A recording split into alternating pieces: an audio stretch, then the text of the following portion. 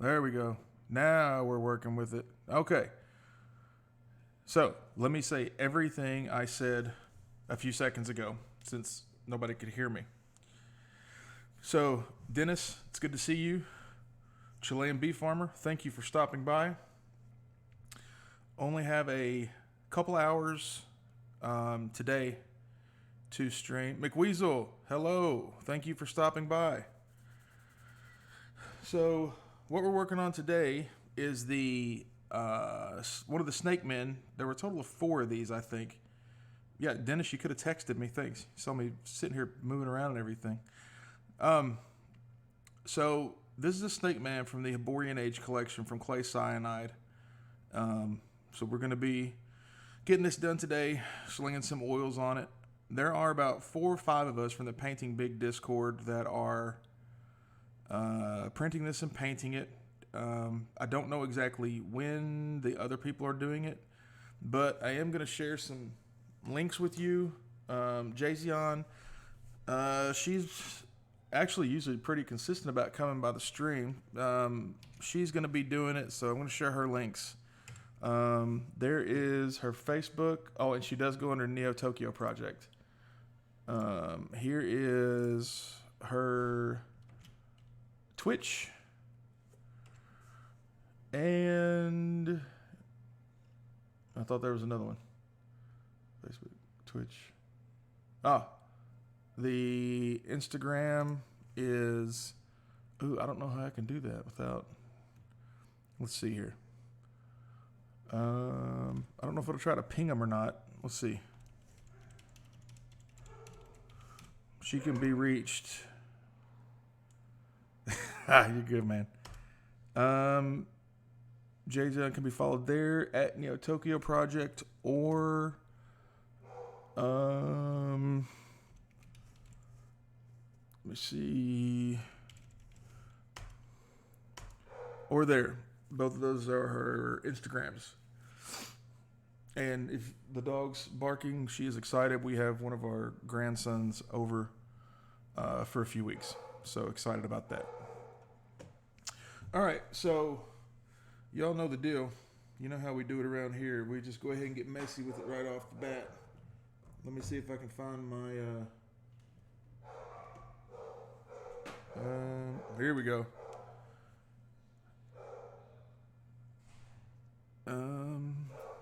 Hold on a second. I'll be right back.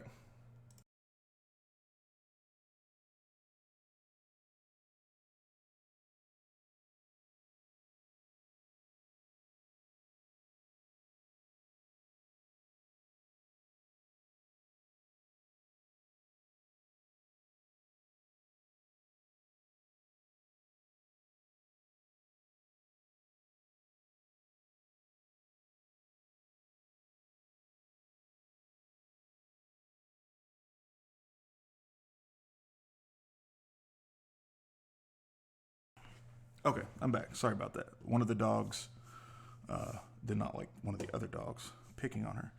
So we're going to go ahead and get started with our burnt umber here. And as you can see, we do have the palette cam back up. I do not know how or how long it will last, but it is what it is. Yeah, Jay-Z is pretty awesome.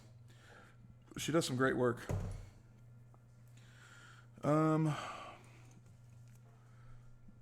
Go ahead and get our mud mix done up here. If this is your first time tuning in, I do use oils.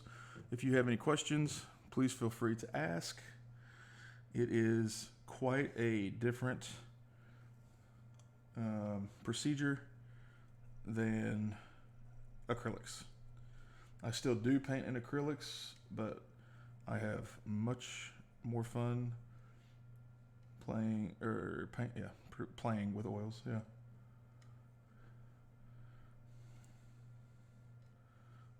And this is a fairly good sized model. So basically what we're doing here, we're just taking this burnt umber with some odorless mineral spirits and just thinning it down like it's nobody's business. And then, we're going to wipe a brush off here. Wipe it down a little bit. We're going to end up needing some more, but this is a good start. And now what we're going to do, we're going to take this bad boy right here. Hey, table flip, welcome. Welcome, welcome. We are working on a clay cyanide piece today. I've never printed anything from them, and turned out well. Got some good looking stuff here.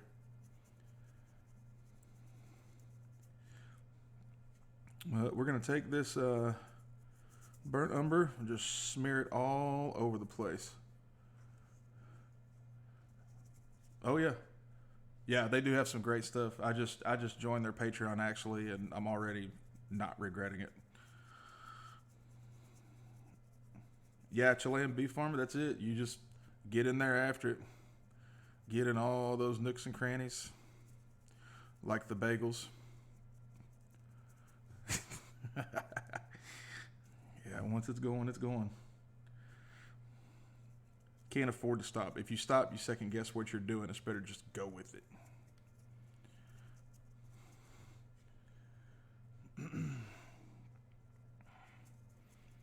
Yeah, I'm thinking about printing out their Red Sonja bust next that came with the collection. It's pretty awesome.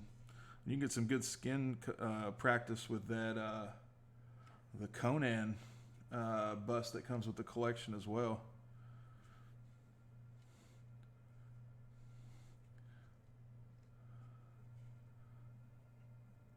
But yeah, it's a lot of fun painting with oils. If you've never done it, I suggest getting you a cheap set of oils and just trying it.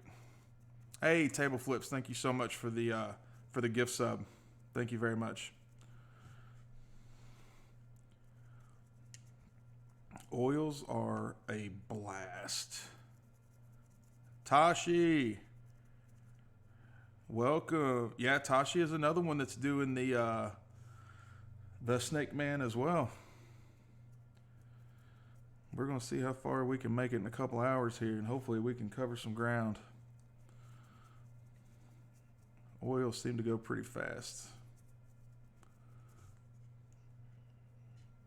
Probably didn't clean this up as much as I should have after I printed it, but I don't think too much you'll be able to tell.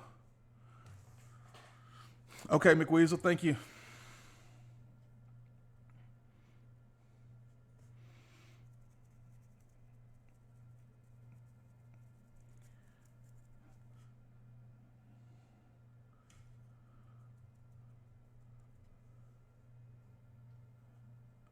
Hey, that was a pretty cool looking witch, Tashi. Where'd that come from?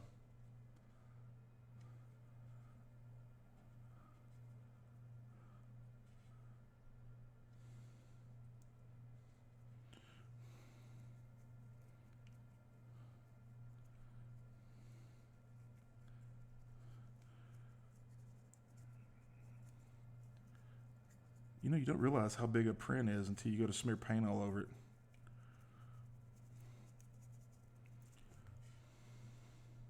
Dennis, have you broke out your oils yet, my man?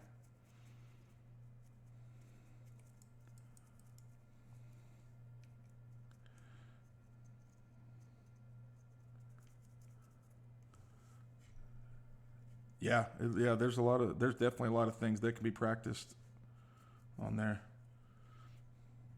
If anybody has any social medias, Twitches, whatever the case may be that are hobby related, please feel free to share the links. Let everybody see what you're working on.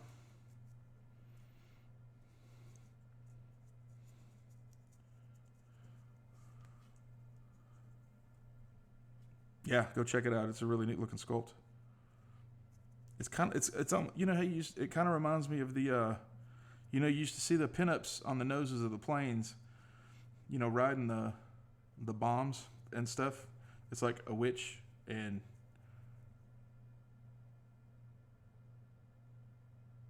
oh, you're working on Sunday? Dude, that blows. That sucks.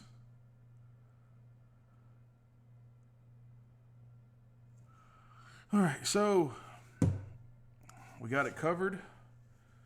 Now, here comes all the cool stuff. Break out the Bucket O sponges. And if you've never watched this before, brace yourself because it's amazing. Okay. So now that we've got this whole thing covered in our burnt umber, now we're just going to go through and wipe it off. And you will see the amount of detail that gets pulled out.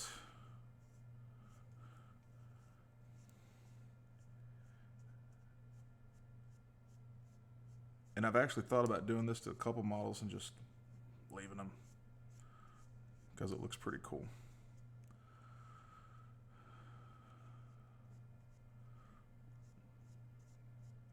And if you're scared to get your fingers dirty, I would really be careful with this method because I think a lot of times I get more oil paint on my hands and fingers than I do the model. So that's your warning.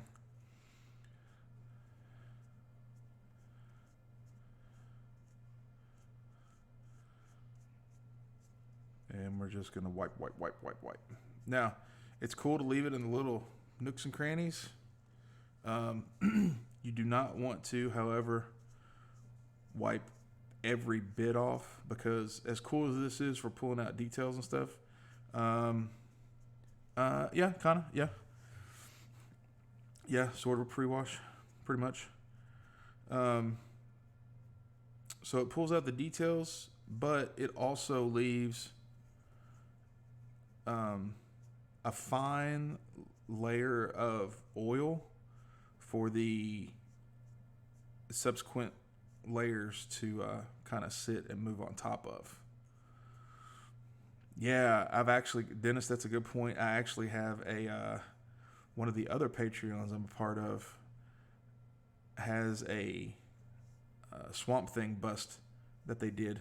And I was thinking about doing this, but kind of like with a brown and a green. I think that would look pretty cool.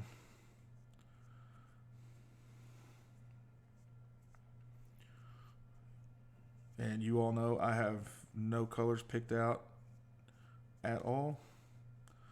I just kind of go with the flow.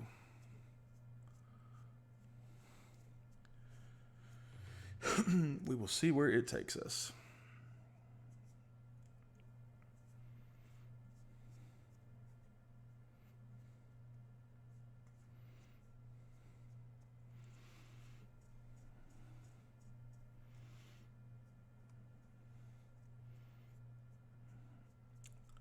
I'm excited about doing the skin on this thing. It's going to be a lot of fun, I think.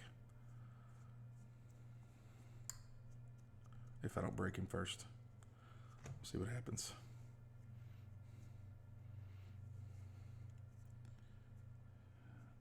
There is the possibility of that. Oh, like oil stays wet days longer than acrylics.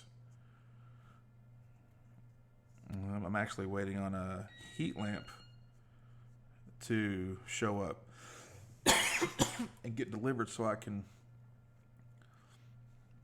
dry them quicker. I've heard with a 25 watt reptile lamp, I can get them dry in 6 hours.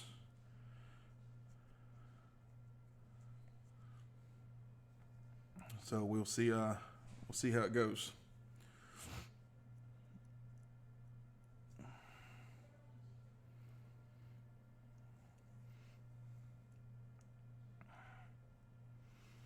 Yeah, it's well, that's why you can. So with acrylics, for the most part, you have to go. You have your base, you have your mid-tone, you have your highlight, and then multiple layers between each one. With oils, you can go straight from your shadow to your highlight because they blend so well. With oils, there doesn't have to be a mid-tone necessarily, because when you blend the highlight and the shadow together, it'll automatically give you your mid-tone for the most part.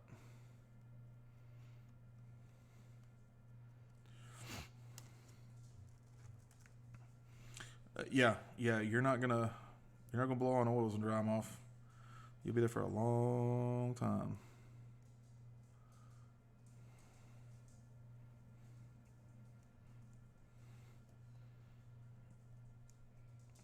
Got a little bit more of this wiped off here.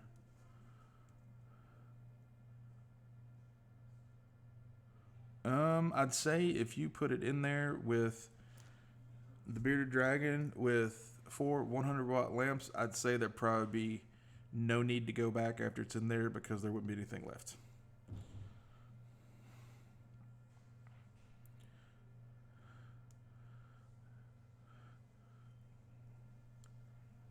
Because if I'm not mistaken, you can still melt resin.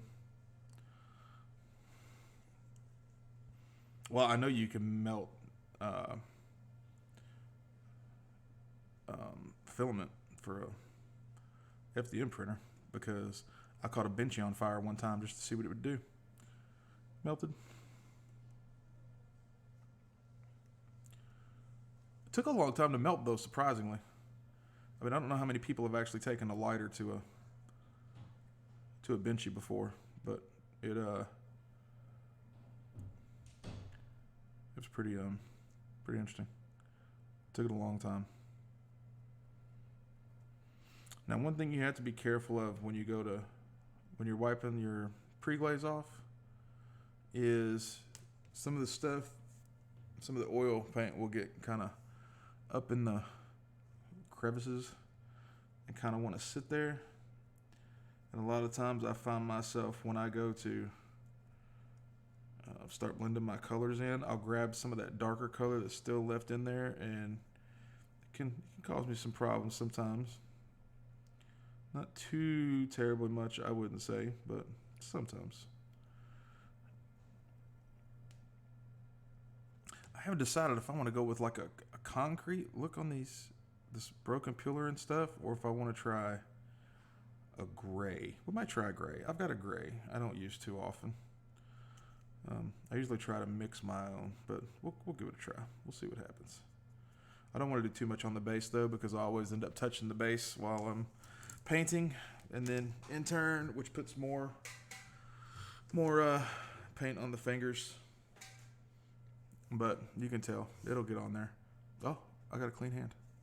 Not this one. All right, let's get rid of these. All right, let's get a green.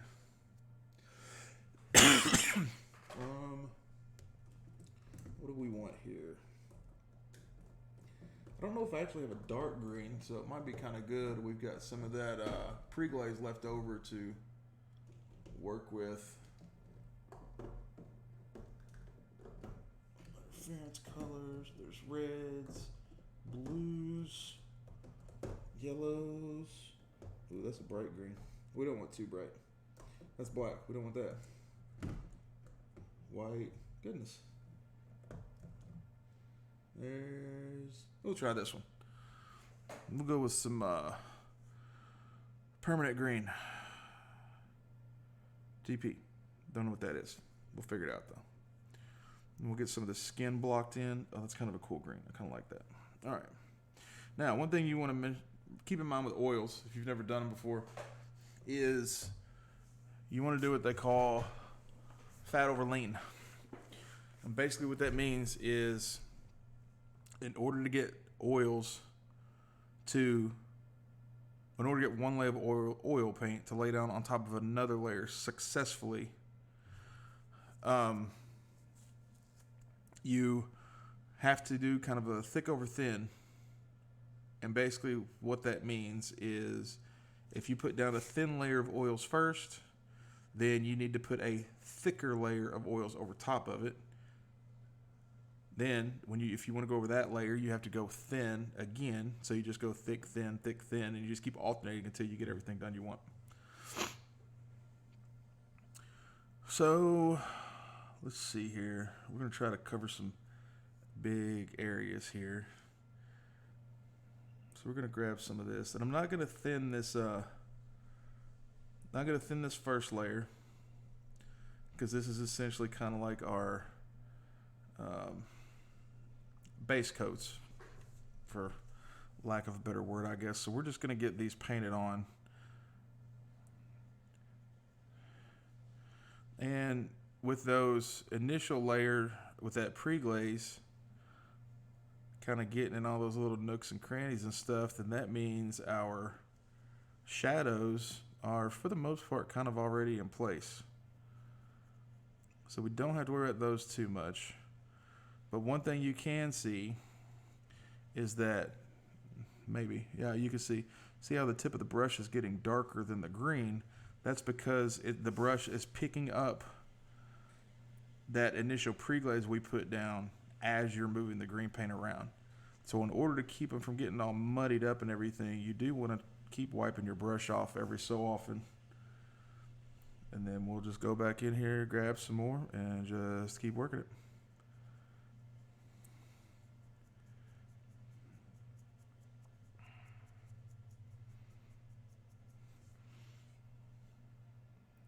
A little bit more. And this is essentially what I'm doing right now is essentially just a dry brush with oils.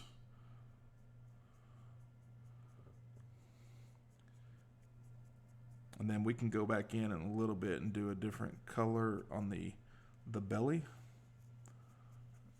So it'll stand out a little bit. Getting some more brown on there. I'll wipe that off.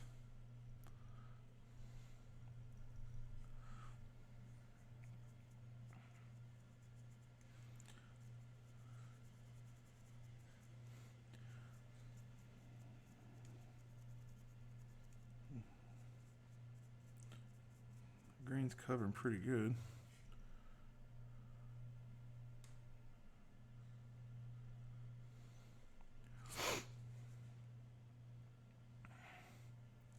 There's a little piece of a tail right there. The backs of his feet. Because to me, the way I look at the pre-glaze is, a lot of times when you go to sit down to paint something with acrylics, you know, the whole goal when you first sit down will be to get all the primer covered, excuse me. And that's kind of the way I look at the pre-glaze. Really, if it's just used as the layer of oil for subsequent layers to lay on top of, then I want to try to get that pre-glaze covered as quick as possible. That way I can tell I can making some progress on my painting.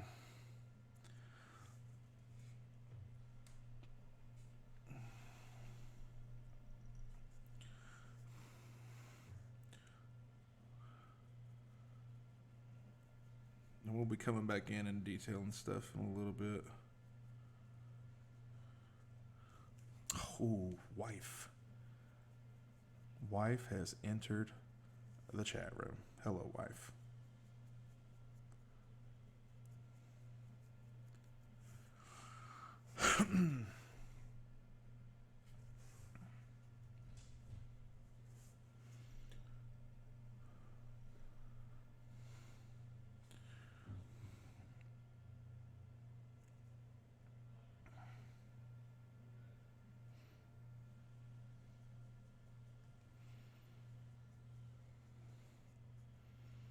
And one thing I did miss that I should have done was what I usually try to do, but I forget it more times than I remember it, is I like to take and paint all my metallics first. And then they actually get, I guess, tinted from the pre-glaze. And then there are some oil metallics that I can go back over top of them with to do my highlights. But in general, oil metallics are not very good in my experience. So that's why a lot of people will do their acrylic metallics before they even touch oils to the model. Should have done it. I didn't. So we'll see what happens to the metallics if we just go to glaze over top of the, or just go to put them over top of the pre-glaze.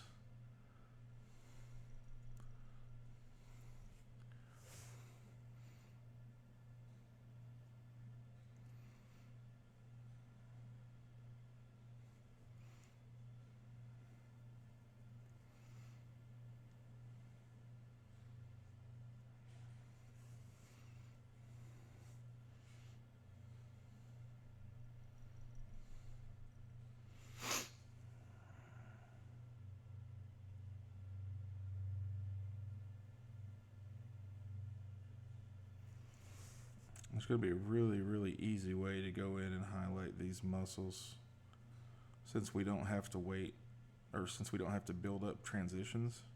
They're kind of built in. You'll see how that works. It's going to be pretty cool. We pretty much just take some really, really, really light green and just blend it in.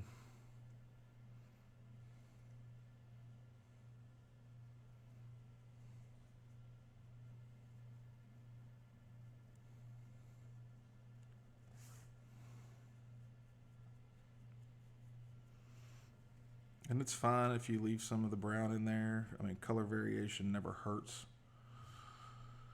Get some different variations in the skin tones.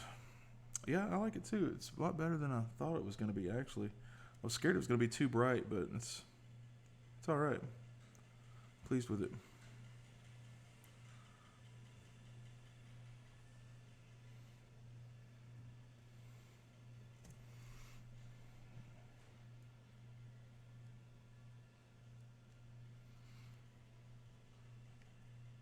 And I'm going to try to make this fast. I have a new endeavor, and I'm working on speed.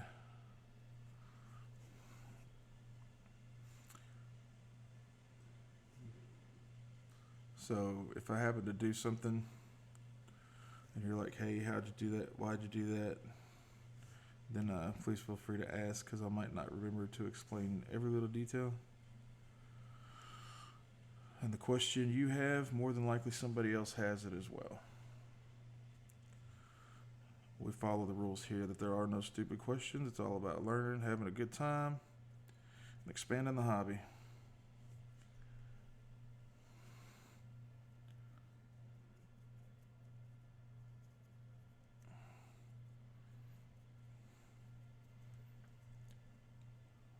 Yeah, I don't think I've actually ever used this cream before. I might, this might start getting used though.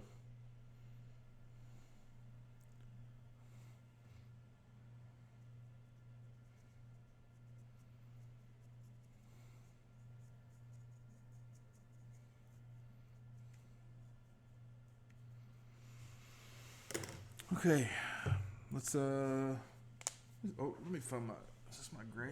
Here's my gray, neutral gray. I usually don't do this because I don't want to touch the base, but we'll go ahead and get some down there.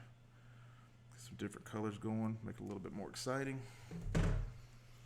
And again, we're going to be doing our semi dry brush to get these columns and the rocks and stuff he's standing on.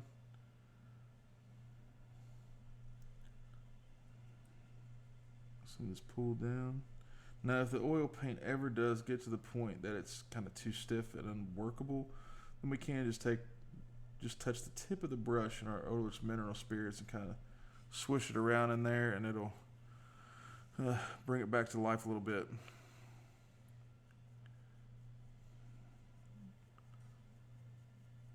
Oh, that looks really white. It's not though. Might be able to work with that.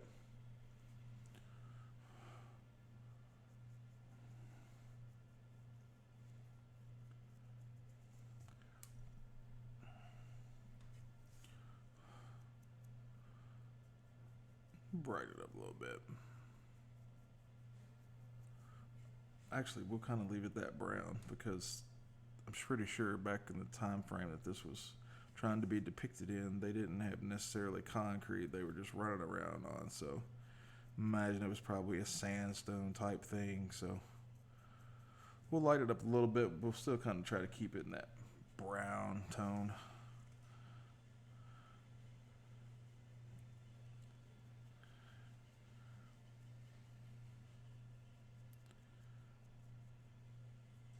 A little bit of the green got on there from the tail, and that actually mixed in quite well. Gave it a little bit of an interesting look. Still kind of a little starker than I would like, so we'll go in there with just a little bit more and get that taken care of. Dried lichen has a whitish color to it. Oh yeah.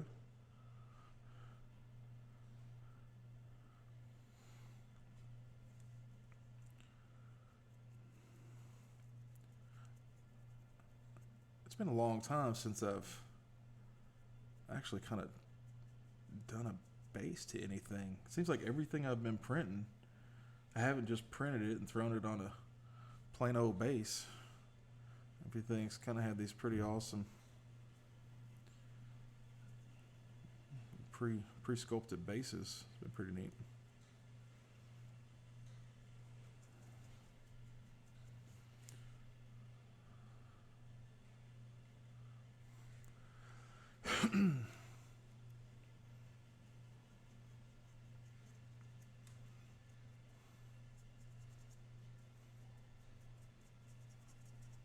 And of course, we'll do the big old ring around the bottom. We'll do it black. Okay, Chile.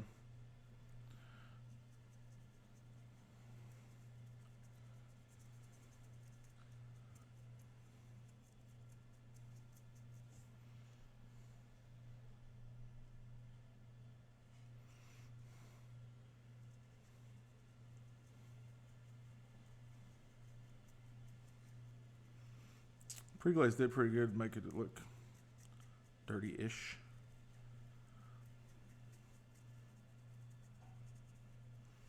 And a lot of times, you know, depending on what you're going for, you don't even have to put a lot of work into it. Well, I can't say you don't have to put a lot of work into it, but there's not as much work required for something as it normally is in a. I'll give you an example here in just a second. In case anybody was following along with the painting I was doing with the Moxie Kickstarter.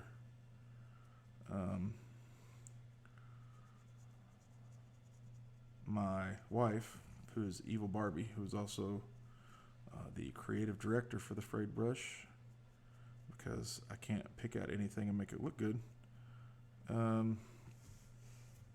We decided to go with, we'll let that gray settle for a second, and I'll show you all this. So this is Moxie the Brutale from the Kickstarter that just ended, I think, this past Wednesday. And like her skin tone here, it's literally just the primer with the pre-glaze on it like we did on the snake guy and wiped off. That's it. That's our whole skin tone. And then we just went in and put in some highlights, collarbone, shoulders, top of the chest, abs, and it was done. It was so easy. The skin took like 10 minutes. But you can't do that with acrylics. It only goes that fast with oils. Yeah, I've gotten I've gotten this one that I painted the day the Kickstarter kicked off. And then I've got this one that I did on a stream the day before the Kickstarter ended. So some really, really cool stuff is going to be coming in that Kickstarter. It's pretty awesome.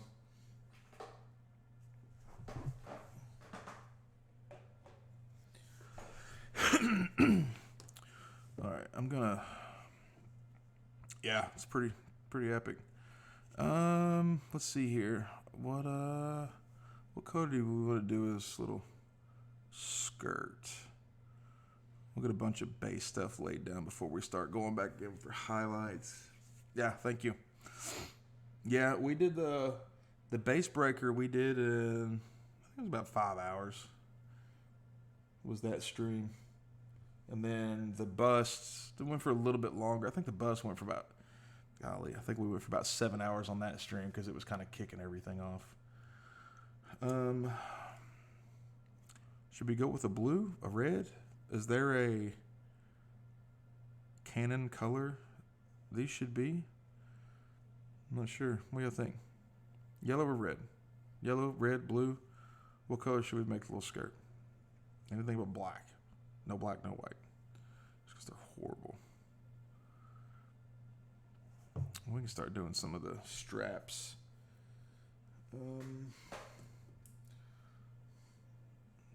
We'll use some Terra Rosa to start.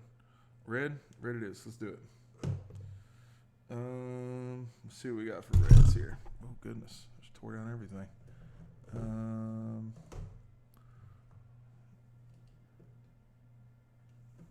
What is this? Carmine. Let's do it. Excuse me. Ooh, that's a little bit darker than I was expecting, but I kind of like that.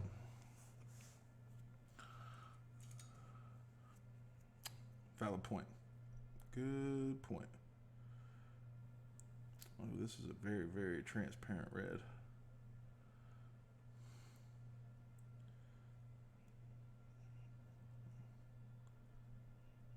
We'll see what we can do with it.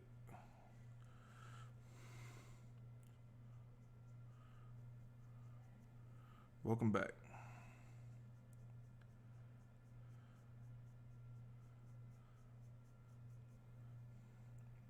All right, that is, I don't know how it looks on y'all's screen, but that is much more red on my screen than it is in person.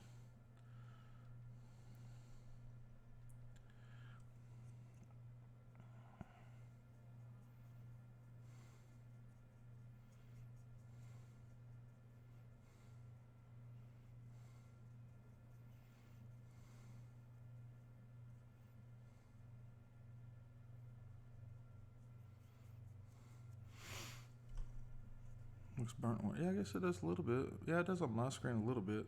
Not in person though. It's actually a nice kind of rich dark red in person. It's kind of weird. It's coming out that different on the screen.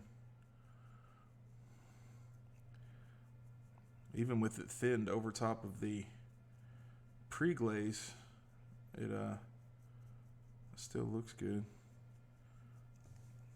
Might look different in pictures once I get them put up.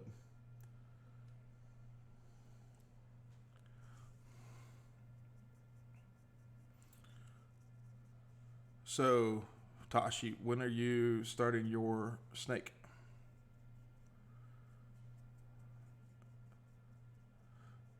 And Chilean Bean Farmer, have you got a printer yet? I think I saw some talk about it in the Painting Big Discord about you getting one, or you had just gotten one.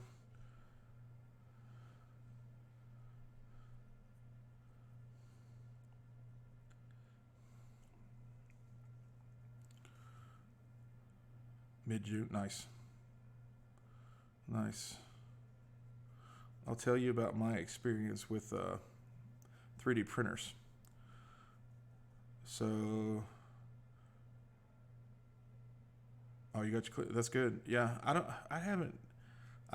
got a big ultrasonic cleaner to clean my prints, and then I got one of the Elegoo curing stations that I use.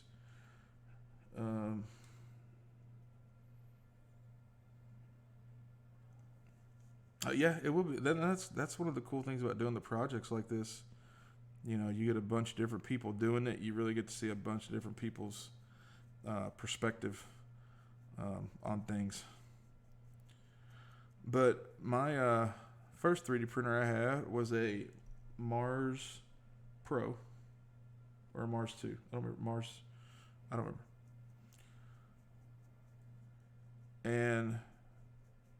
ordered it from Amazon, got it set up, did the Rook test. Everything came out wunderbar. And then I went to pull a project off the plate that had finished printing. And I went and got the print off, got everything cleaned up, went to put the build plate back on to start my next print. I then proceeded to drop my build plate into the vat, which in turn punctured the FEP and busted my LCD screen all in one fell swoop. So it wasn't tore up so bad that it didn't work. I actually ended up taking my my FEP and I put a piece of clear tape on the bottom. Yeah, oh yeah. Put a piece of clear tape where it busted through on the bottom of the FEP, and that worked out fine. And then I pretty much just worked with the cracked LCD screen.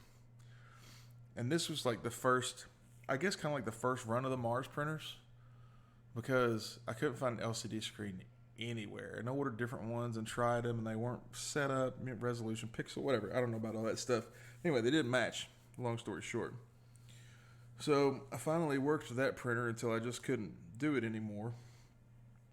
And then I ended up getting me a Mars 2 Pro that has worked flawlessly. It has been an amazing printer. And then I recently got a deal on a Anycubic Photon Mono X, the 4K one, that I couldn't pass up. So I have 2 working printers now. And it's nice. I'm not going to lie. It is nice having 2 printers. I'm working on a new mixture of resin that I'm having a little bit of trouble getting dialed in, but we're working on it with the help of all the people over at Table Flip Foundry, their Discord. If you haven't checked out their Discord, you definitely should. A lot of great people over there. Big help on things, that's for sure. Go over there, post a couple of pictures, and more than likely they can help you get just about anything that's wrong with it figured out.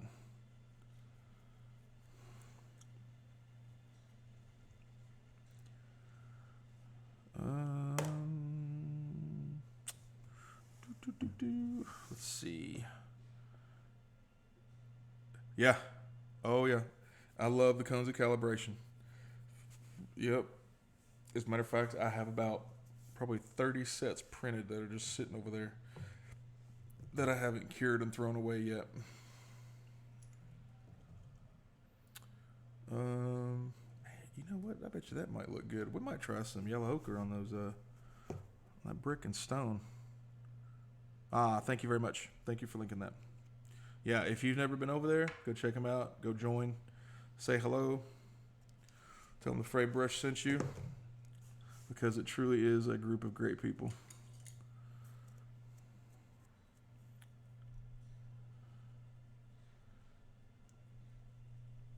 This might be a little bit too yellow. We're going to give it a try, though.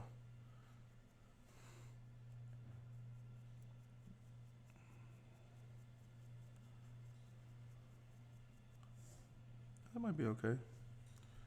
Especially over top of that gray.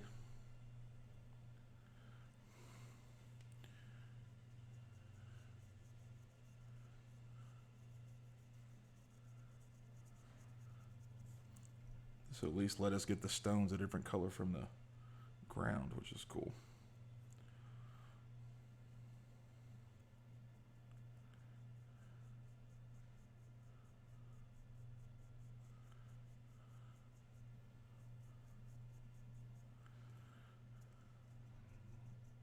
Like it. Let's keep her.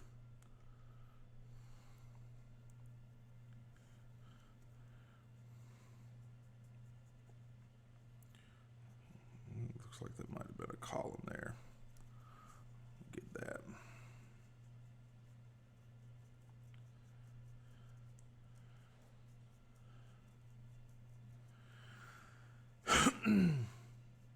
Yeah. Oh, for sure. Yeah. If you're not,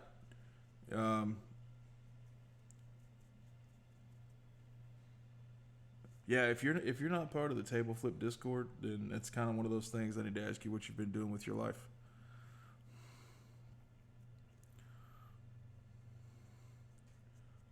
Because it is worth it.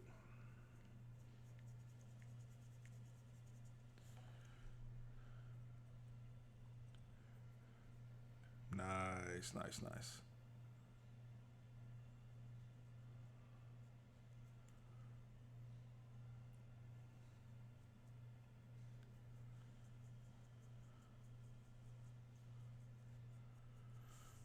All right. Yeah, that was good to get some different contrast in there on the ground stuff. All right, let's paint some leather.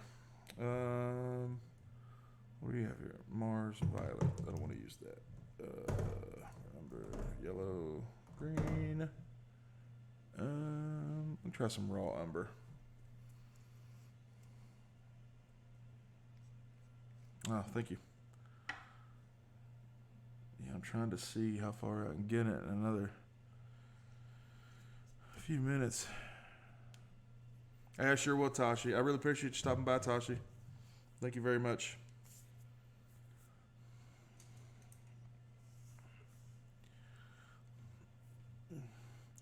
Now, what we want to do, since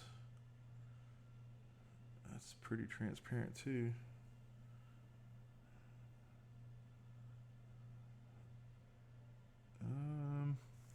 We're gonna try. We'll try to go over these straps with this brown, but we might want to thin it a little bit in case it's not laying down right. Awkward.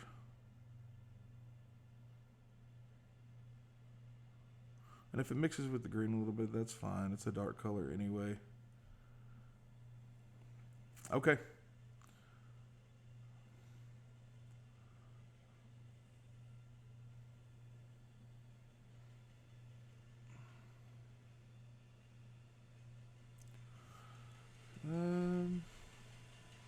Yeah, that might be all right.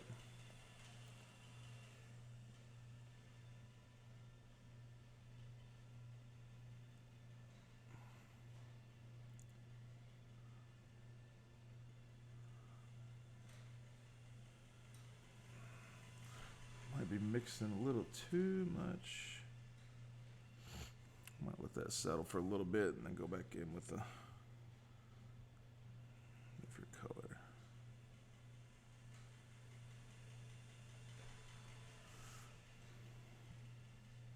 It's not too bad.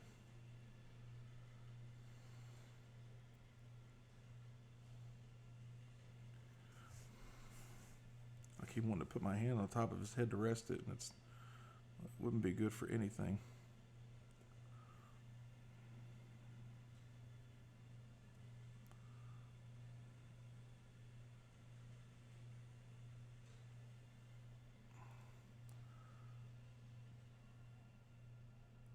I don't think that'll be too bad. We can leave the darker strap, I guess.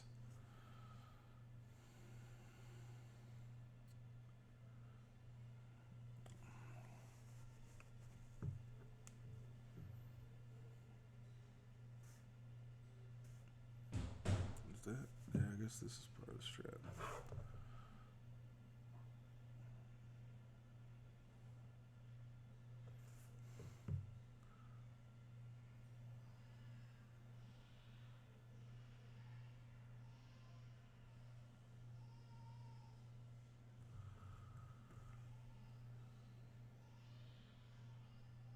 My grandson is not happy. Oh no, hello. Welcome.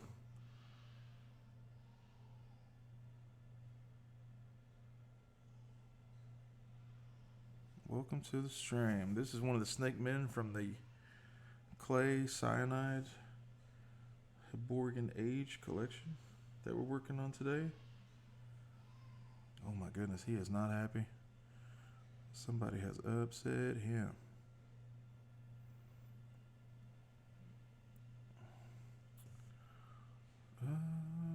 All right.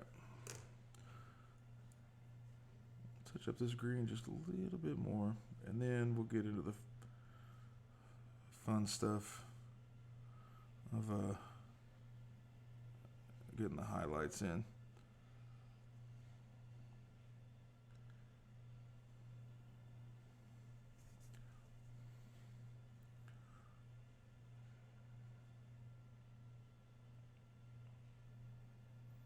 Ooh, that's a little bit too much. Sorry, make it work.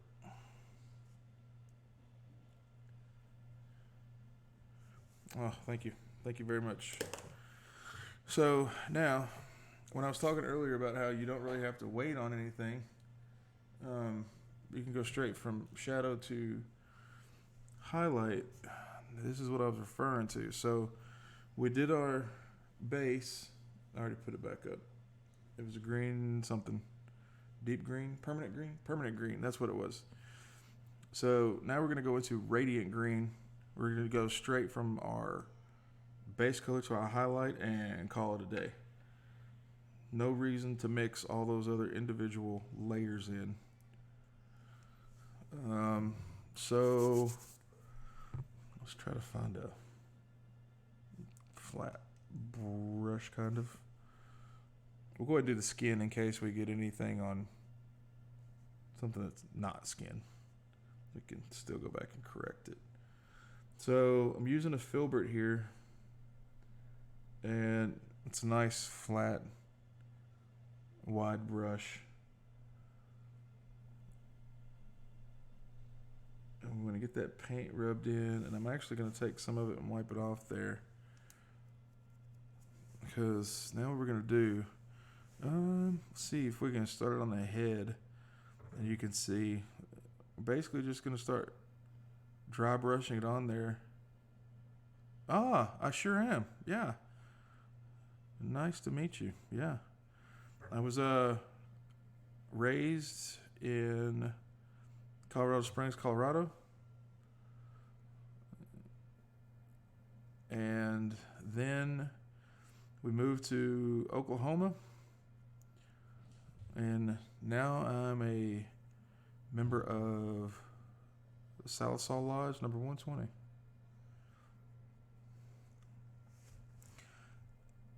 And you can see how that radiant green is like instant highlight. Oh, I'm originally from Kentucky. Yeah, I joined the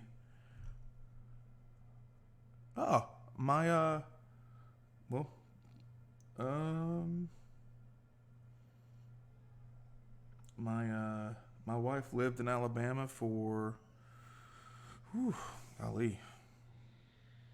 20 plus years in Hamilton. And we actually just got back from kind of that neck of the woods. We just went and spent some time in Potts Camp, Mississippi. It is a small world.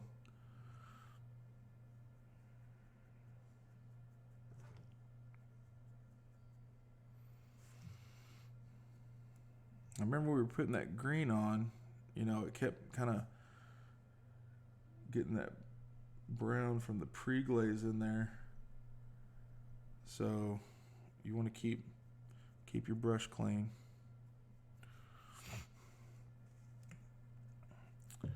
And it's literally just dry brushing with oil paints.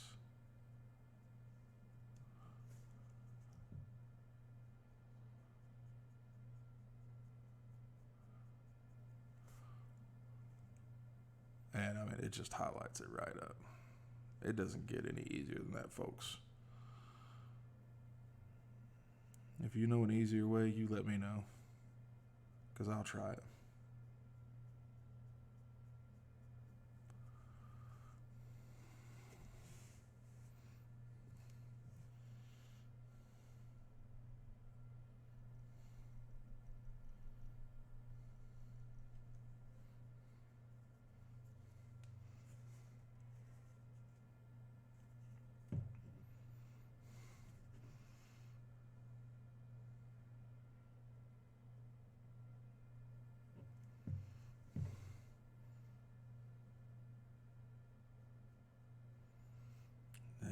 our higher areas that are more direct facing, I mean, you can even just go push them up, take them up a little bit higher.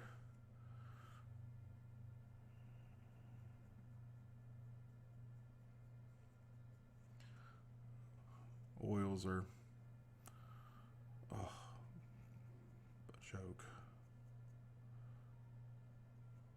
I almost feel like I'm cheating when I'm using oil paints. Almost. I don't feel like I'm cheating enough to stop using them, I'll put it that way.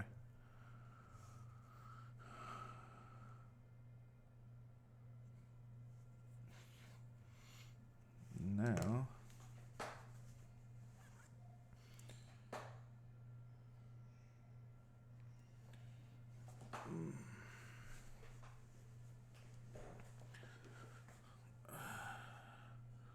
clean this off. We can hit up the tail a little bit that's sticking out there, and the rest of it, tail's in shadow anyway. So, wipe that off a little bit. Come in here and just whoop.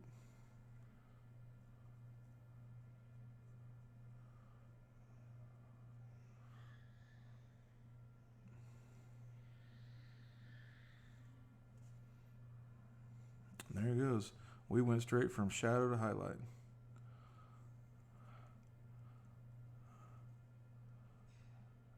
And it's not as stark in person as it looks in the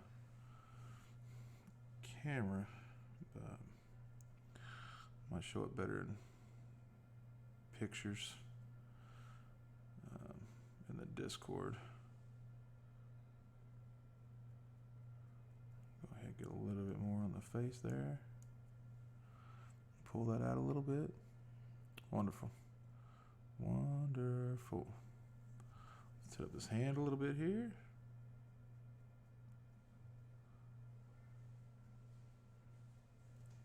And that's it.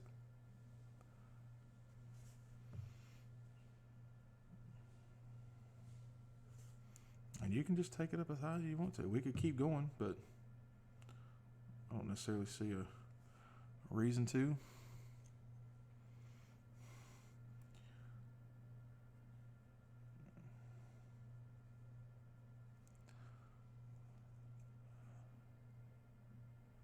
Alright, so I'll tell you what, I'm going to step away for a minute, sit back, relax, enjoy the music, don't go anywhere.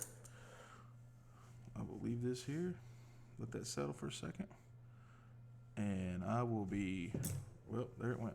I will be right back.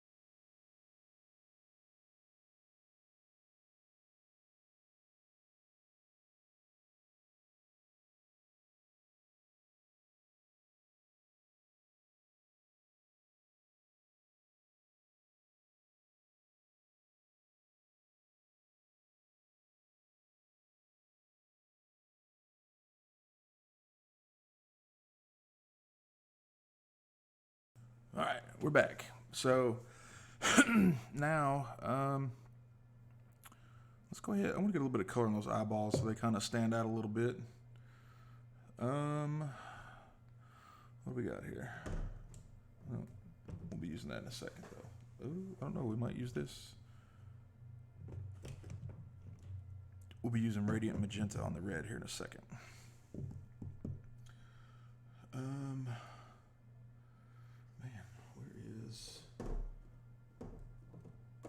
don't want plain yellow. I want blush. We'll try some Naples yellow for the eyeballs. Make them pop a little bit. And go back in and detail them later. Now for the eyes, I have to get that paint watered down quite a bit personally because, well, not thinned down, I should say, not necessarily watered down. Because I have not perfected the razor sharp point on the paintbrush yet for oils.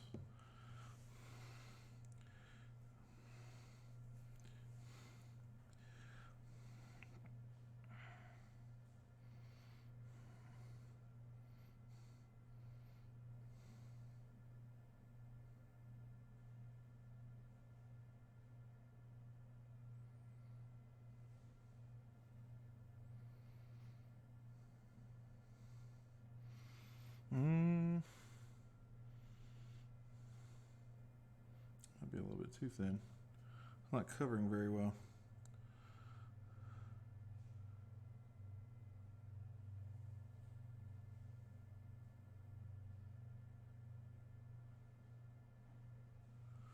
Well, we might need to go a little bit brighter than that.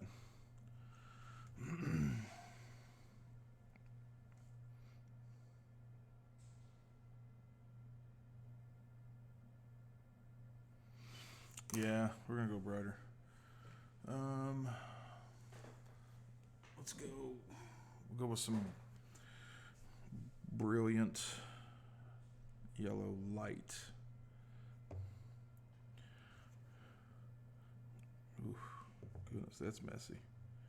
Holy cow. Matter of fact, we don't need to get any of that out of the tube. Not quite sure why I did that, but here's what it is. Probably just me being messy putting it up.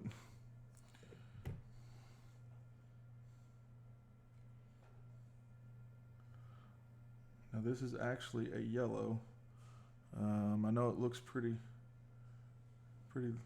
light on screen,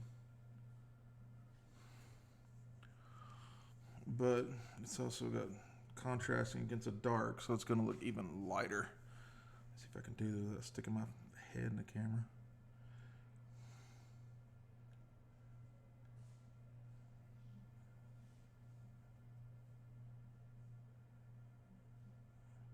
And we got it on the grain a little bit, but that's all right. It is okay.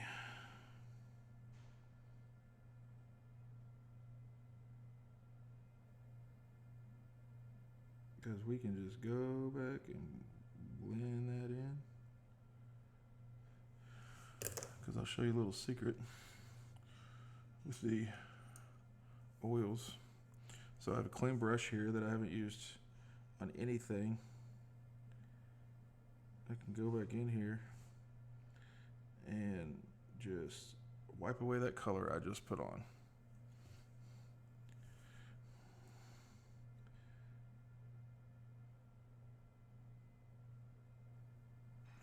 And we're good. I kind of want to hit that green a little bit better. Highlight on the side of that neck a little bit.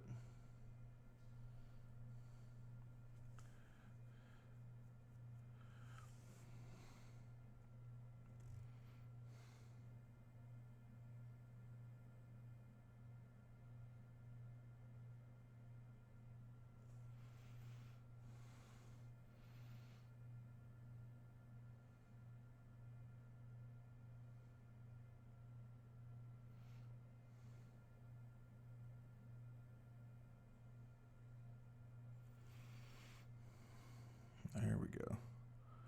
All right, now what we're going to do is we're going to take Radiant Magenta, and before we do that, we're going to have to cover that red a little bit better. Let's see what we got here. Red medium. What else we got? There's a quinacridone rose. I think this quinacridone rose is all transparent. Let's see. Leave a little bit out here. Might be a little bit better of a red to do on the skirt. Let's see here.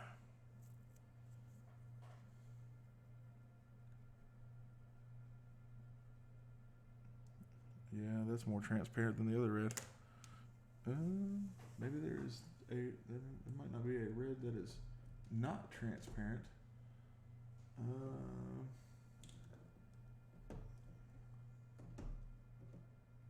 It's semi-transparent. What is this one?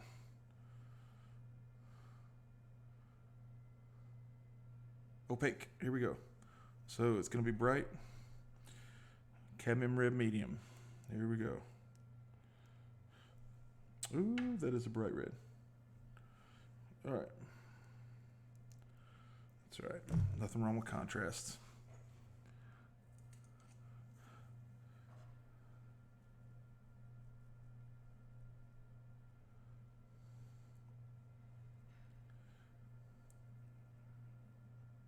We'll put it around the edges. Kind of pop those out a little bit.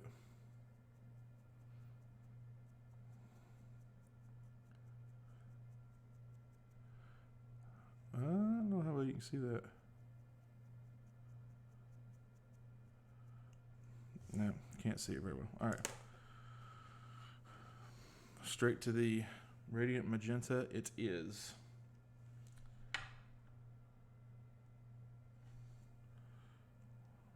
And then we're going to do it just like we did the green.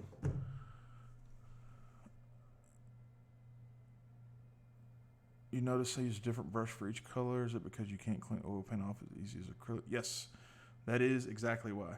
There have been some times where I've gone through, 30 brushes painting something. And it's because the oils blend so easily and get mixed and everything that you have to use a clean brush. You probably don't necessarily have to. Hey, welcome back, McWeasel. You probably don't have to use a new brush for each color, but I'm still a very, very, very novice painter when it comes to oils. So I figure better safe than sorry.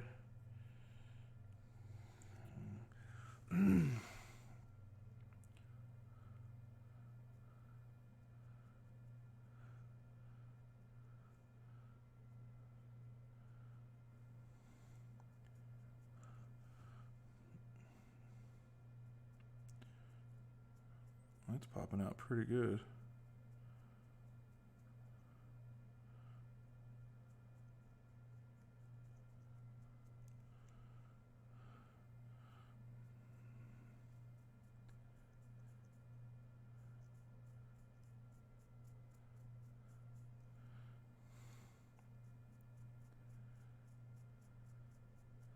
Getting some good contrast in there from that. That's all right.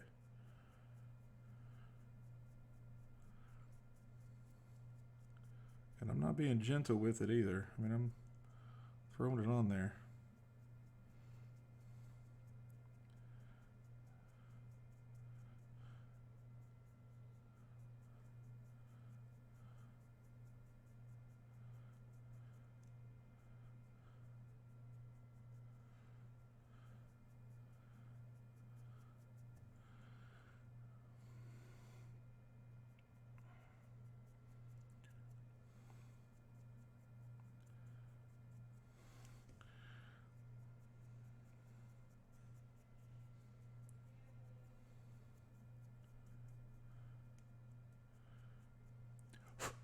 Not quite sure what that was.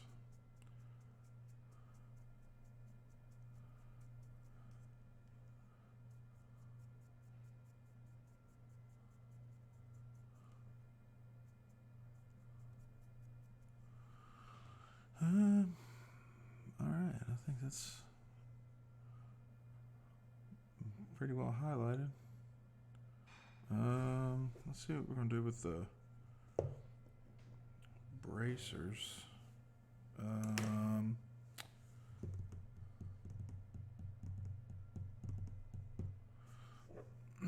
Actually, we need to get some of that leather knocked out. Excuse me. So Gamblin did a pretty neat thing for a while. What they call reclaimed colors. They kind of go in and clean up different pieces of land. There have been, I guess, toxic spills and pollution and all kinds of stuff. And basically, they go in, they clean the area, and then out of the ground they recover, they make paints out of. And it's called their reclaimed colors. They're all limited edition, and they had it was the last one they did was these three colors.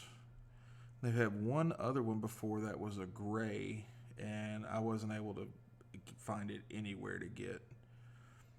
So it's kind of a cool little thing they do there. It's pretty neat.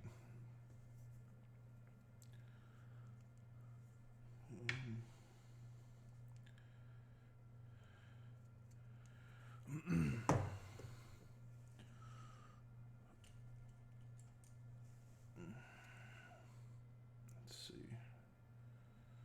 Get close on time. We got 40 minutes left.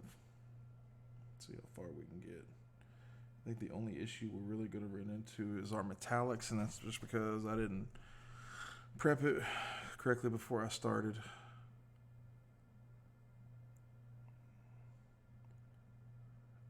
Oh, it does. Oh, huge. Yeah. I waste so much. It's not even funny. My palette, my glass palette here, is actually just a cutting board from, it's a glass cutting board from Walmart that I spray painted the back of it gray. And I have so much paint left over every time I'm done. My paint management is horrible when it comes to oil paints. My acrylics, when I use them, I've got it. Well, I use a dry palette mainly, or a well palette for my acrylics usually. Every once in a while I'll use a wet palette, but usually not.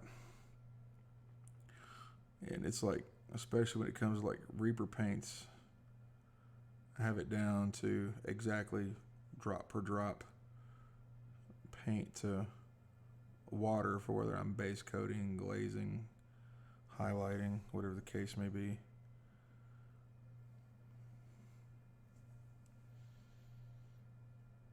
I don't necessarily like that chest harness is so dark, but I get it is in shadow, so I guess it's not completely out of place.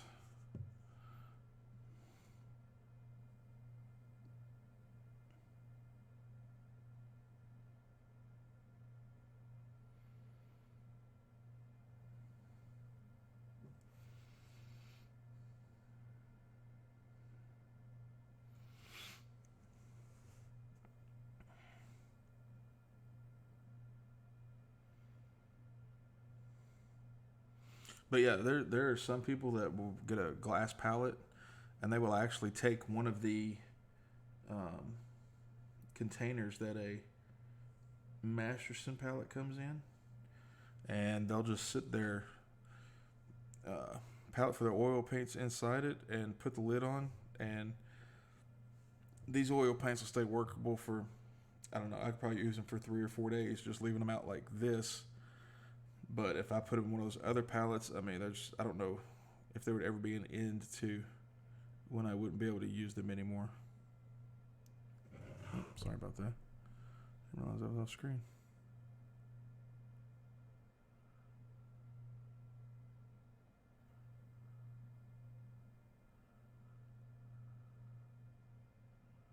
Dennis, are you still there? I'm going to go ahead and use the same color on these.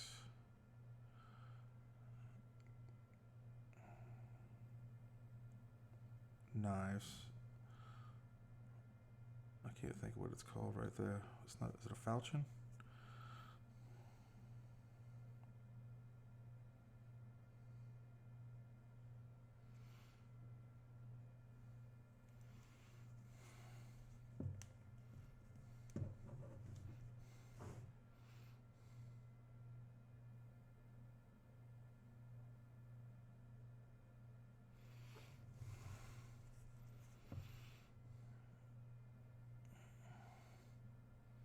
So if you're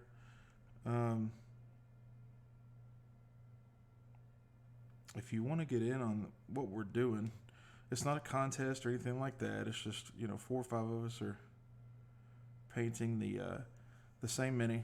We're gonna post up our pictures on Discords and everything like that. If you want to get in on it, this is Snake. I think it's labeled Snake Man number 4 from the Hyborian Age collection that Clay Cyanide did. So you can grab it up, print it, paint it, and in just a second I'll put the link to the Painting Big Discord in chat, and that's where all of us that are painting it are members. And post your progress pics, printed results, finished painting results, all kinds of stuff. And like I said, we're just doing it for fun. Be a good way to get people's different perspectives on the same piece.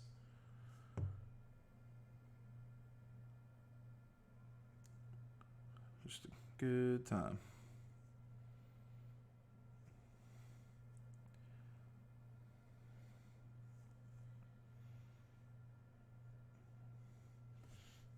I'm going to go ahead and paint the sheets for these as well, the same color.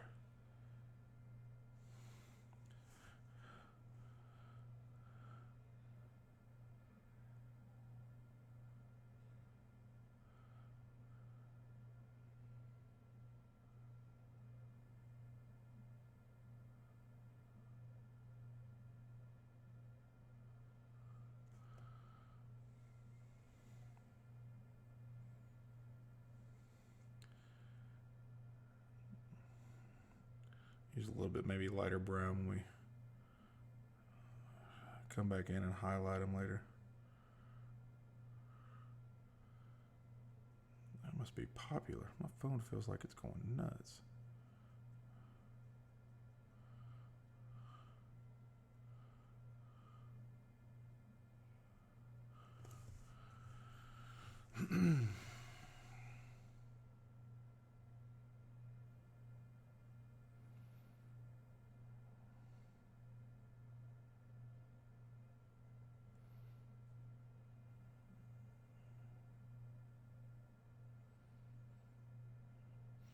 And if anybody has an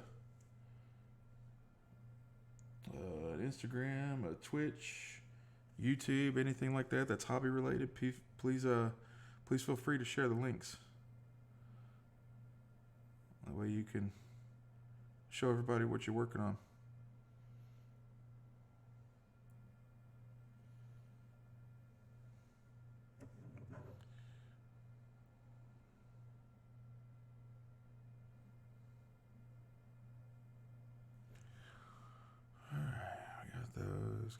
Got those. I'll go ahead and get some black on those toes and toenails. So we're gonna use some black spinel from Gambling.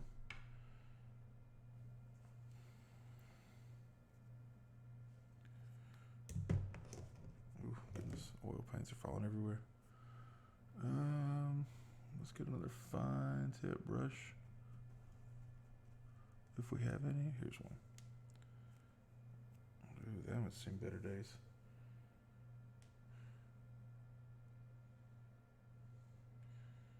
Now, the interesting thing about this black spinel is it dries matte, which is pretty awesome.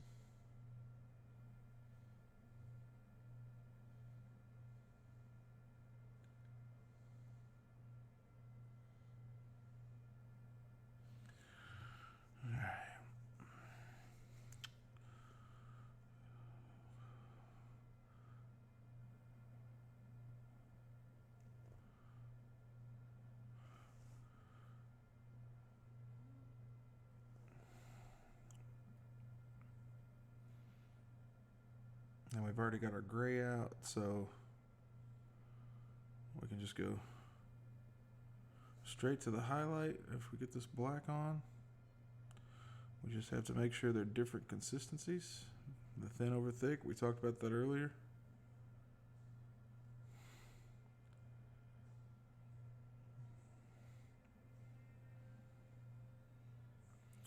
I actually don't think I'm going to highlight the... Ooh, that toe's a little tough to get to.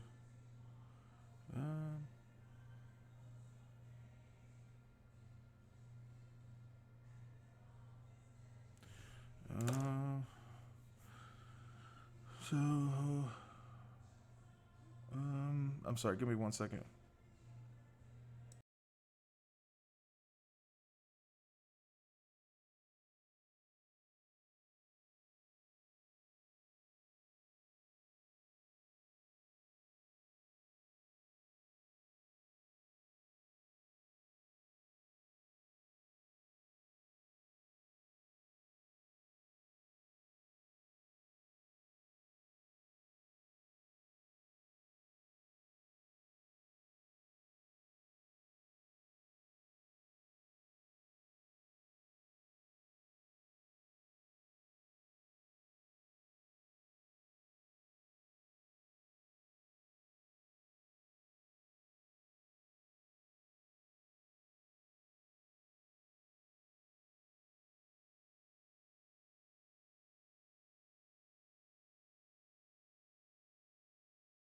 Okay, sorry about that.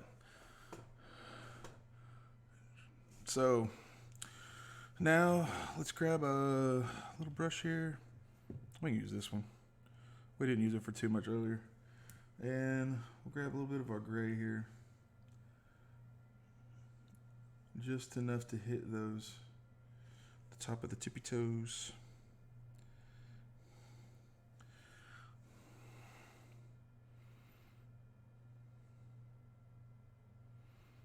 Really not a lot to highlight on these.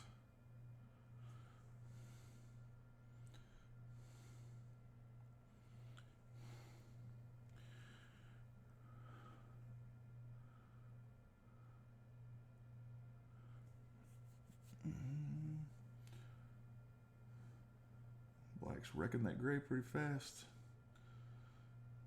Like we said earlier, you gotta keep an eye on that brush. Otherwise you stop painting. Hey, Belly Cephalus, how you doing? If you don't keep that brush clean, you end up just mixing instead of painting. Excuse me. And now what we'll do is we'll take a little brush here and just tap, tap, tap, tap, knock away those sharp edges and blend that right in. So, toes done. Now we're gonna try the silver. This is a metallic silver. It's from Cobra, from Royal Talons. And again, oil metallics by nature suck. So if you ever go to use them, beware of that. Because basically what's going to happen, we're going to go to use this, and it's so thin, it's pretty much not going to cover it completely. It's just going to drop the metallic pigment on it, and it's not going to look real good, but color is color. We'll grab another one of our filbert brushes here. Maybe we can go over it enough to, but you can even see here, look how much of that palette you can see through there. crazy.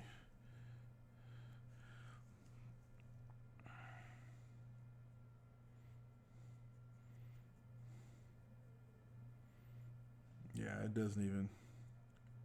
It's pretty much just making the brown shiny. It's not even covering like a metallic. So we might have to go over that a couple times. But we'll let that set.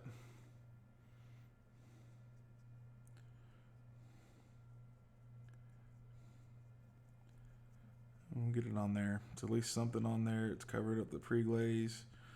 Covering up the pre-glaze is progress, and progress is good.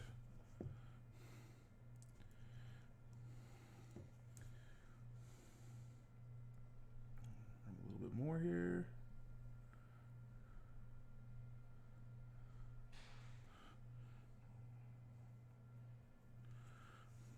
Get this one. That's true. That is very true. It could be a copper or bronze sword.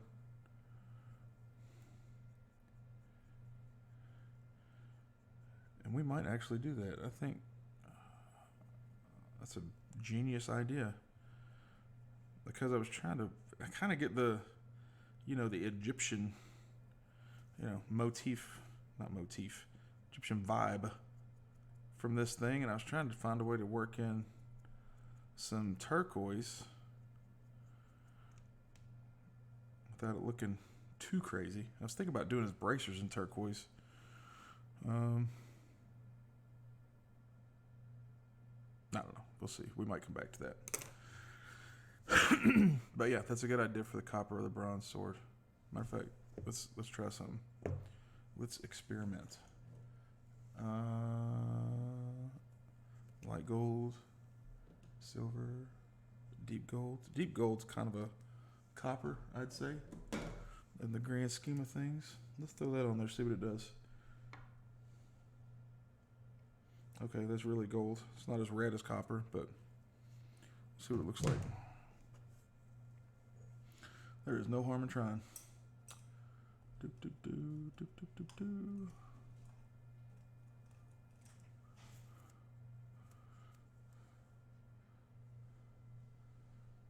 Still just so thin. Yeah, in the Miniature Painting Guild Discord, there are a number of people that have started doing their own paints, making their own oil paints. That's kind of a neat look. I kind of like that. I don't know if any of them are doing metallics yet or not.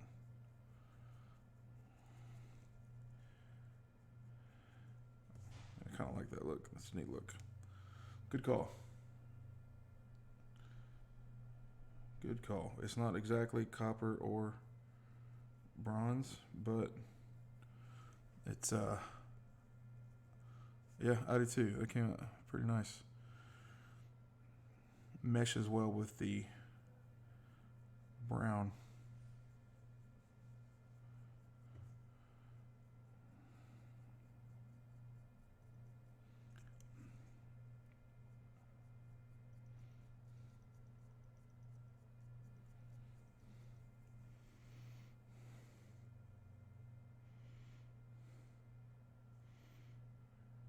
Yep, it's keeper.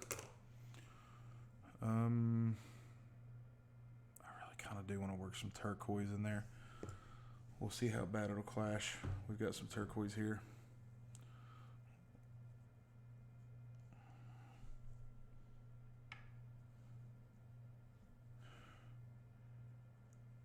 We'll see what happens. We got a few minutes left to see how bad we can mess it up.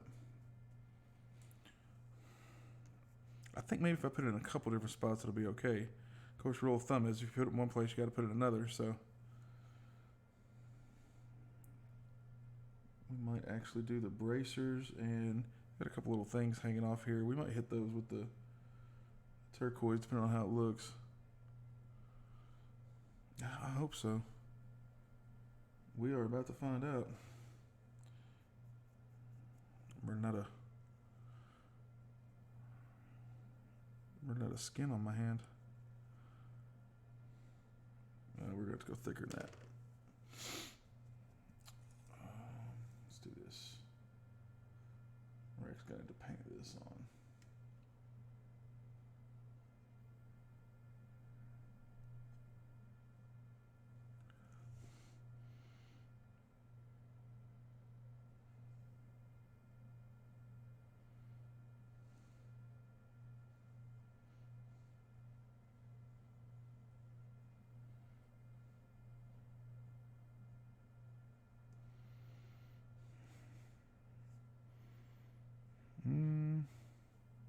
It's not too bad. I think it'd have been different if I wasn't putting it over such a dark color. But I might have thinned it a little bit too much as well, so.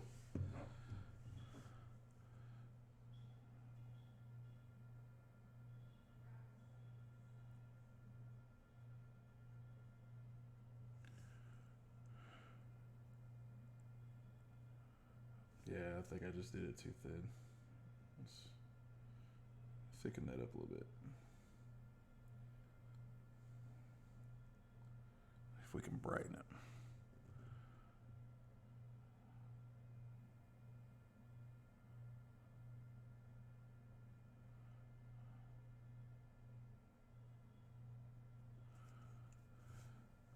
A little bit more, I think we might have it.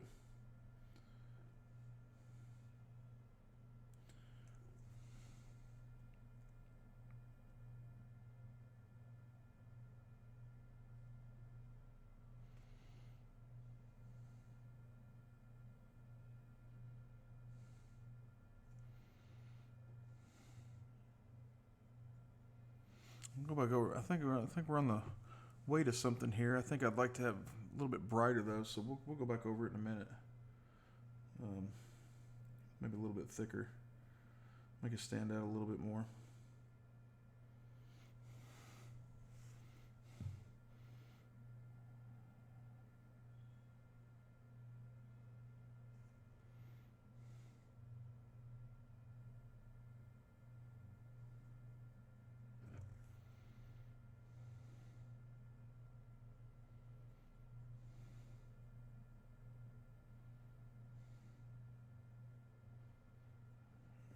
That one came out a little bit brighter. I think it's going to be better.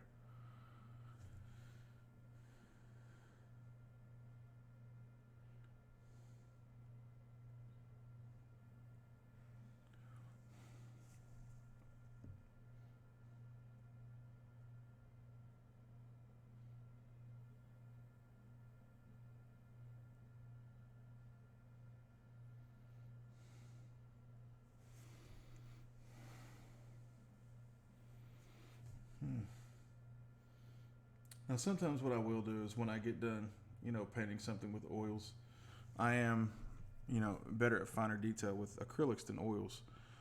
So a lot of times I'll just let the oils set real well, let them sit for a couple days, and then I'll go back in with some acrylics, do my touch-ups, and stuff like that. Like oil, like for eyes, I can rock eyes pretty good in acrylics. Oils, not so much yet. I need to get a dedicated piece just for practicing eyes. Hey, Beholder. Who's doing the Beholder? Was that Chilean Bean Farmer? Who was doing the Beholder? It doesn't get much more practice with eyeballs than a Beholder. Eyes terrorize you. They can be intimidating. I actually went to, there's a big contest I go to every year in Tulsa. It's put on by HMS NEO, Historic Modeler Society of Northeastern Oklahoma. They do a big show, big contest every year in Tulsa, and I usually try to make it up there too. I'll throw in a piece or two, throw something at the wall, see what sticks. And I don't know if anybody's ever heard of him, but his name is Chris Primo. He's an excellent painter. not quite sure how well known he is, because I personally hadn't ever heard of him until I took the class from him. And one of the things he did in the class was eyeballs. It was eyeballs and skin tones. Eyeballs and mixing your own skin tones. And it was pretty amazing class. Learned a lot from it. It was started at 9 o'clock in the morning and stopped at 5. So it was hefty. It was not for the faint of heart. And I've got the reason I stop about every hour to at least, take a break, because I've got arthritis in my hands real bad. And that class will put you through your paces. I've never sat down and painted for like 9 hours straight before, and it was a lot. I'd say that one class is probably what made me decide I didn't want to do painting for a living, because I wouldn't be able to just sit here for 8-9 hours a day and just paint. You talk about taking the enjoyment out of it. That would be horrible.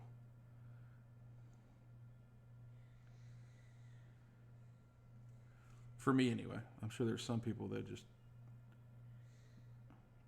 rock out with it, but okay, here's another example of why oils are amazing. So I don't know if you can see, other than just getting it all over my finger. Yeah. Oh yeah. Yeah. My hand will start going numb and all kinds of stuff after about an hour or so, and then I gotta call it. So I don't know. Can I zoom in on this any? Let me see. There we go. That was a little bit. You can see I got a little bit of the turquoise on the red there. Well, the cool thing about oils is I can just take this brush right here and it's gone. Cleaned up that easy. Just got it right out of there. As long as you're using a clean brush, you can wipe any layer from not any layer. You can pretty much wipe away any mistake, as long as you're following the thick over thin, lean over fat. There's all kinds of different names for it.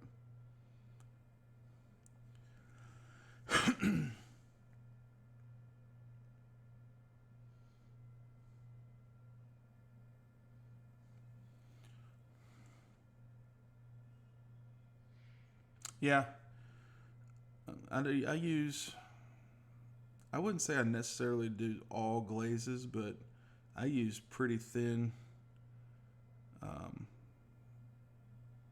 layers when it comes to acrylics, so mine tend to dry pretty fast. But yeah, if you're doing wet on wet and your layers aren't drying real fast and everything, then you can definitely do that with a damp brush. You could actually just spit on a brush and do that.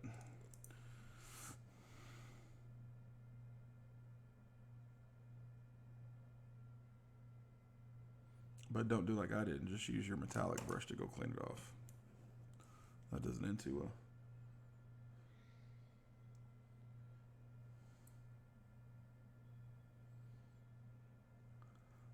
That's one thing I like about streaming, though. You get to see the mistakes happen real time, not the corrected YouTube version.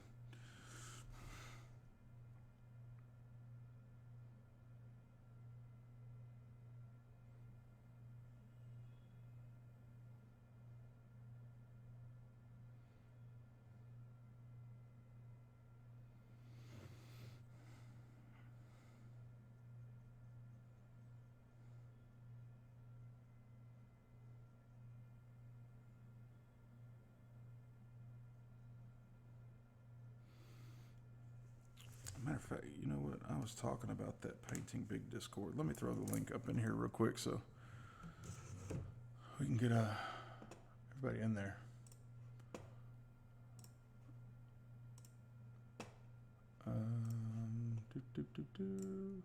Okay, so right now I'm posting a link to the Painting Big Discord.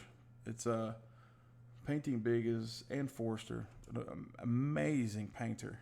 I mean, world class. amazing painter. And there is a lot of knowledge to gain in that Discord server. So if you're not on it already, you should be hopping in there. Hop in, say hi, tell them who sent you, and enjoy. She really is. She's a great lady. I actually, before she moved to California, I actually drove from, at the time we were living in Muskogee, Oklahoma, and when she still worked for Reaper, the first time I went down to Reaper was a day of paint club, and I actually got to sit there for a couple hours and kind of bullshit with her and paint with her. It was pretty awesome.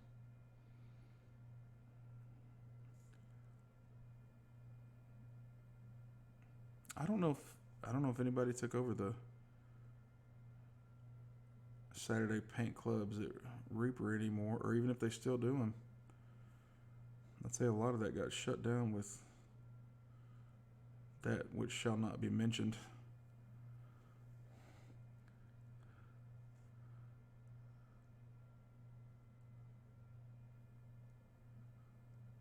Now there's a lot of details in here that I'm just not good enough with oils to get yet.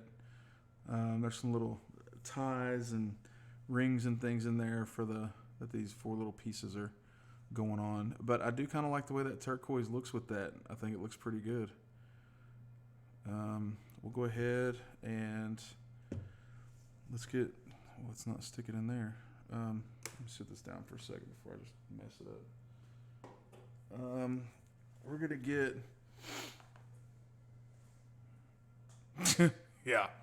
Yeah, Voldemort. Yeah, that's what we'll call it, Voldemort. When everybody in the world caught Voldemort. Yeah. Let's see here. So we've got... Oh my goodness. Look at this. Radiant turquoise. We can highlight the turquoises we just put on. But I do want to get a lighter brown to... Yeah, man, I tell you, I don't know what to do about ReaperCon. I want to go, and then I don't, and then I want to go, and then I don't. And it's like, I had mine on my wife's VIP passes and everything last year up until, golly, I'd say probably June or July. And it just came down to it, and I didn't feel like messing with all the safety stuff with the masks and all that stuff, so I just said forget it, didn't even go. Canceled everything. Canceled it all. But supposedly all that's kind of chilled out a little bit. Hopefully it'll be better this year. This is the first year that, I tell you, since I've started printing on my models, this is the first year in a while that I have not backed bones. I did not back bone 6. Yeah, totally, yeah. All right, here we're going to try some Van Dyke brown on that middle belt.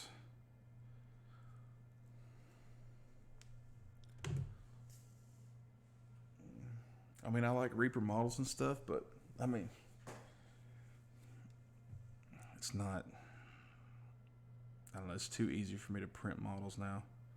Especially all the free STLs you can find all over the place that aren't pirated. That's like, is anybody part of the Discord server called Matthew's List? If not, I will link that, because that is amazing. Matter of fact, I'll link it anyway, just in case somebody doesn't want to speak up. Okay, good. So, Matthew's List.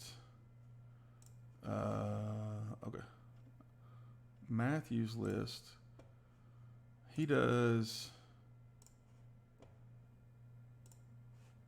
basically all miniature related Patreons, Kickstarters, everything.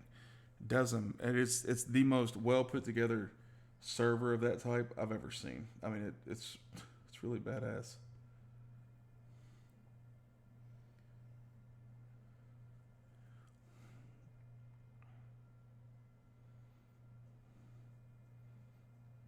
And there's a section on there for freebies, and usually he hunts through all the like all the model related Patreons. He'll actually put up the splash art of what's included in that month for the Patreon. I mean, everything. I mean, the dude puts in some work on his Discord server. Oh, you're welcome. It's a good Discord.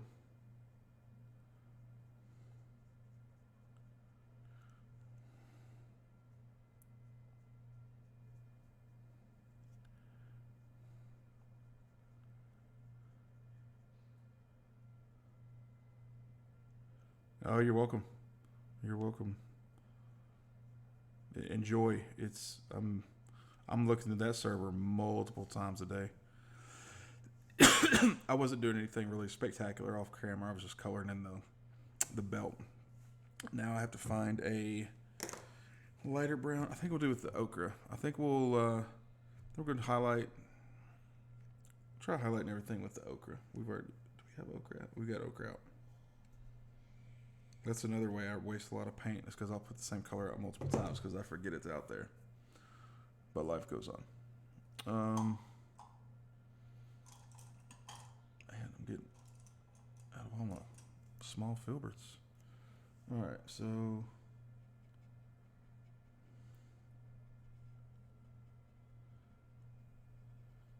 and again with the oils, there's no layering up. You just go through and paint it on.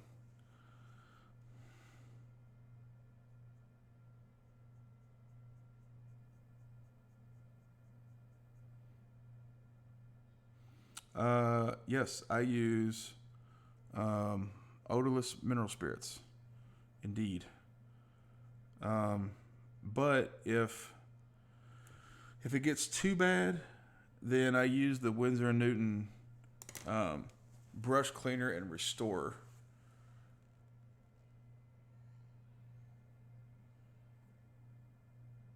I'm sorry, one second.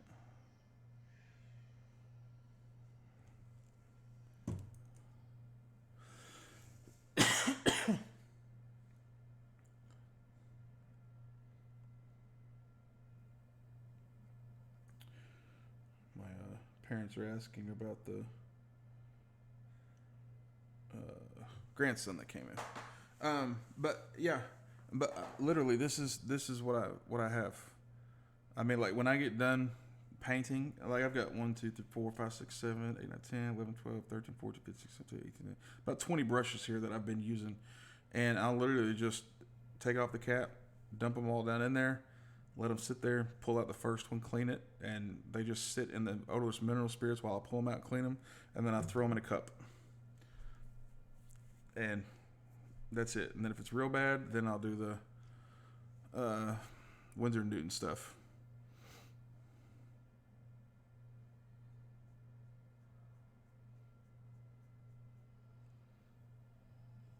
This isn't my... Did I use my gold one again? Oh, I don't think so. I think I'm good. I tell you what, I'll never be able to use that gold metallic again. I've been using that brush for everything. And not necessarily what it's meant to be used on.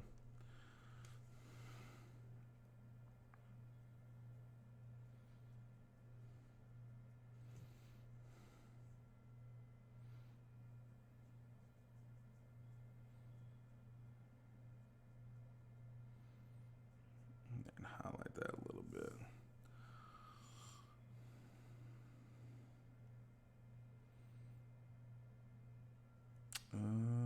We can Let's get some of this radiant turquoise out. We will hit up this turquoise, highlight it, and then I think at that point we will go ahead and take a look at who we're going to try to raid. Oh,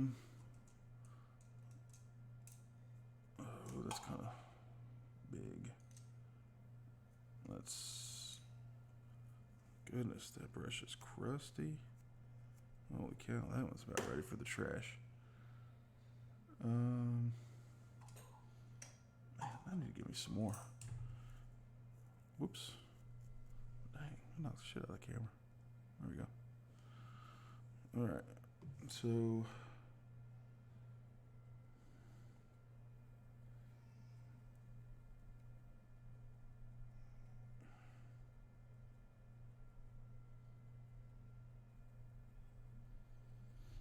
Alright, I think we got that.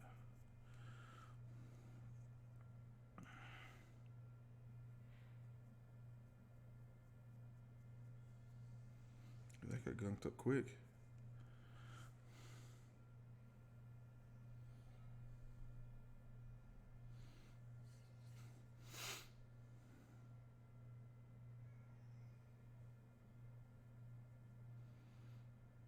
I can see it highlighting there, okay.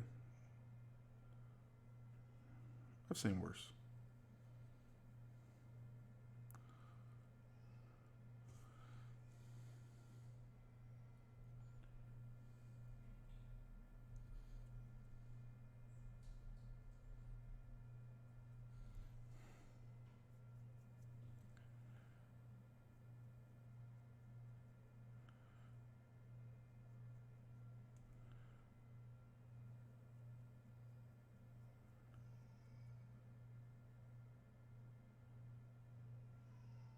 Yep, sure does.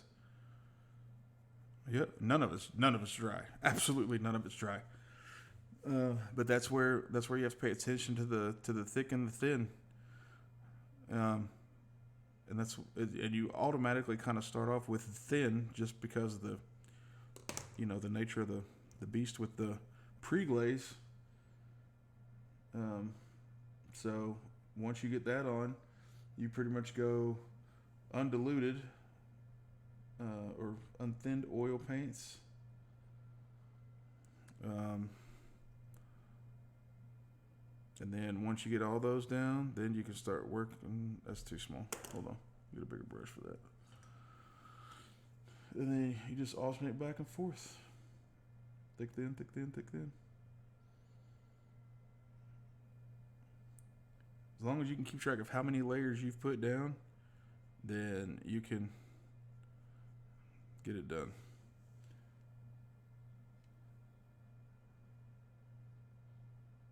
I've never thinned this black spinel this much. We're going to see if we can get that laid down a little bit quicker here, because this is a big base. And like I said, this will dry matte because of the way black spinel and cones and all kinds of stuff that I don't understand as far as the makeup of the paint goes.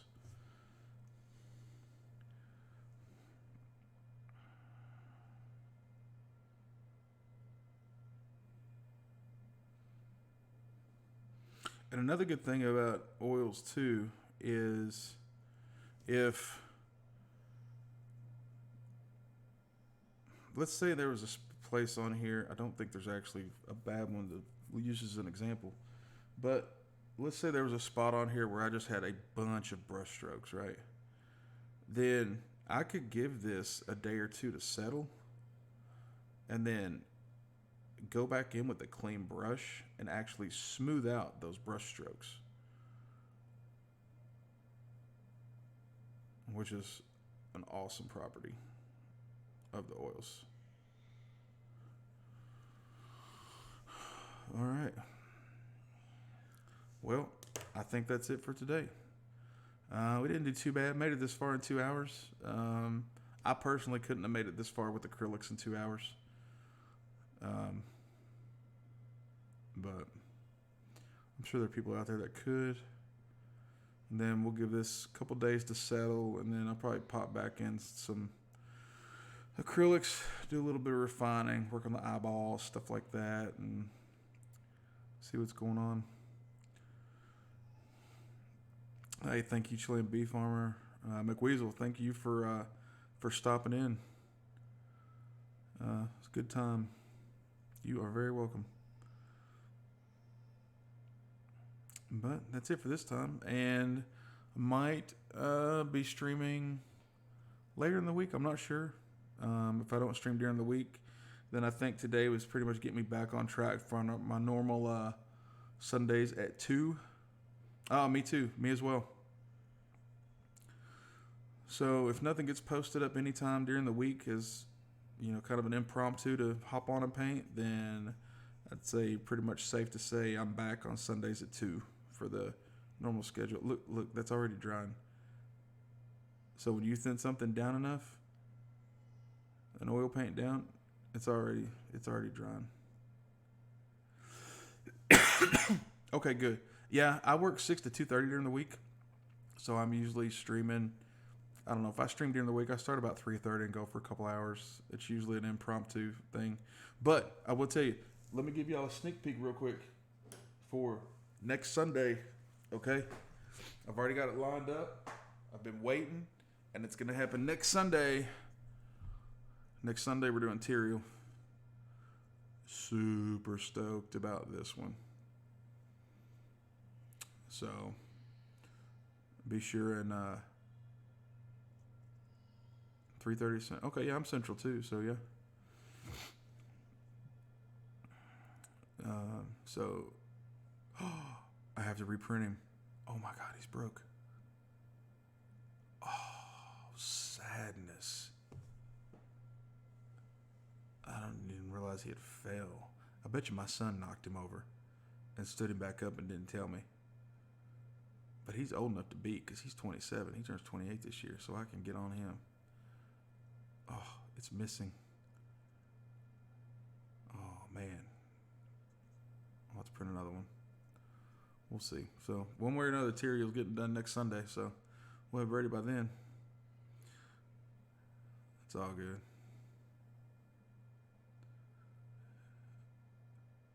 I'd rather find the part and then just make him fix it to where I can't even tell it was ever broken. That's going to be more fun for me. But anyway, I'm going to hop off here. Everybody, thanks again for stopping by. It was a good time. You can find me in the Painting Big Discord. You can find me in the Table Flip Foundry Discord. You can find me in Matthew's List. I don't talk a lot in Matthew's List, though. But yeah, hit me up in Table Flip Foundry Discord and Painting Big Discord, and we'll catch up. Everybody had a good afternoon. Thank you again for coming by, and we will see you no later than next Sunday. Thanks again. Bye.